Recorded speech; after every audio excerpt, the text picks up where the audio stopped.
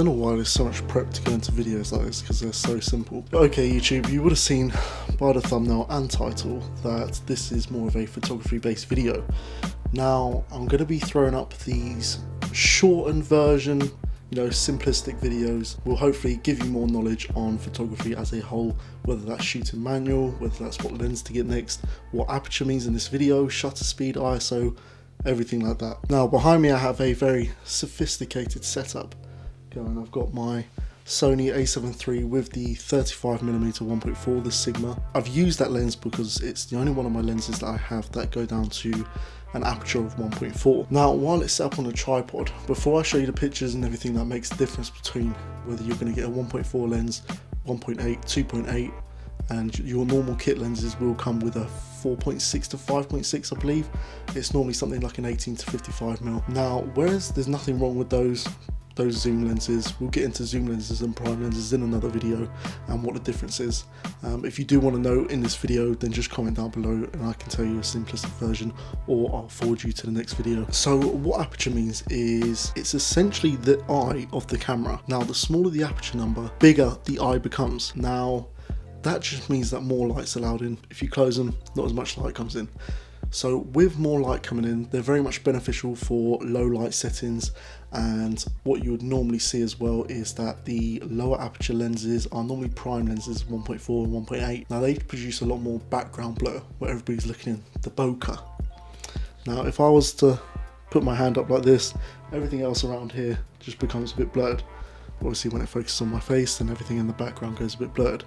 Now I'm shooting on a 2.8 lens, which is a 17 to 28. Looking for your next lens, it really depends on what you're shooting and what you're going for. The different scenarios you would use for lower aperture and higher aperture.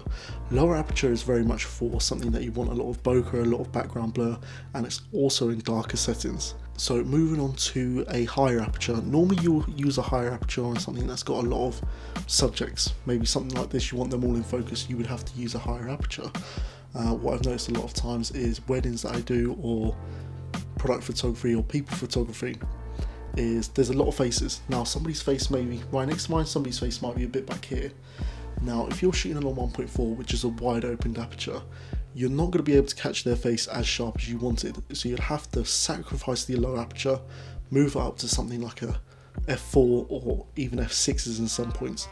Now I have used a high aperture in other cases in automotive photography, whether that's for a landscape based picture and rollers. Now rollers is what I do a lot of.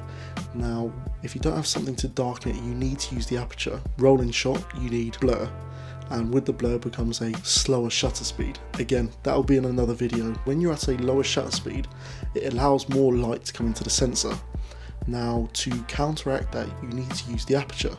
So I go up to anywhere between sometimes even f12 if it's during summer for rolling shots, and that just means that you're able to bring the exposure back down without using the ISO and anything like that, and you don't have to use an ND filter on your lens. Now in this series of photos I'm going to show you with the lenses and other bits that I've got behind here, it will go from an aperture of 1.4 all the way to, I believe it's f16 is my highest aperture on a 35mm lens.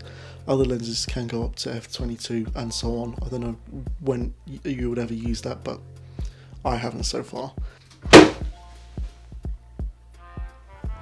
That's taped down, by the way. That actually just shook me up. It's going to go from 1.4, it's going to go to all the main sort of apertures you're going to find in your lenses.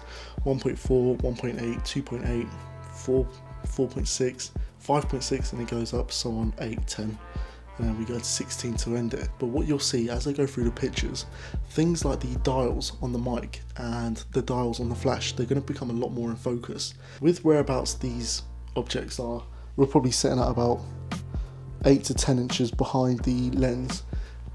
You're never ever going to get it fully in focus, but in most settings, if you're further away from the subject, it most likely will be in focus, but because you're so close to the subjects, it's got more to counteract basically, and it's got more difference to make up with the aperture. But yeah, that's it for this video. Hopefully it's been informative and hopefully it's helped you make your decision on the next lens you're going to get. But anything else, put it in the comments, message up my socials, and we'll see you on the next one.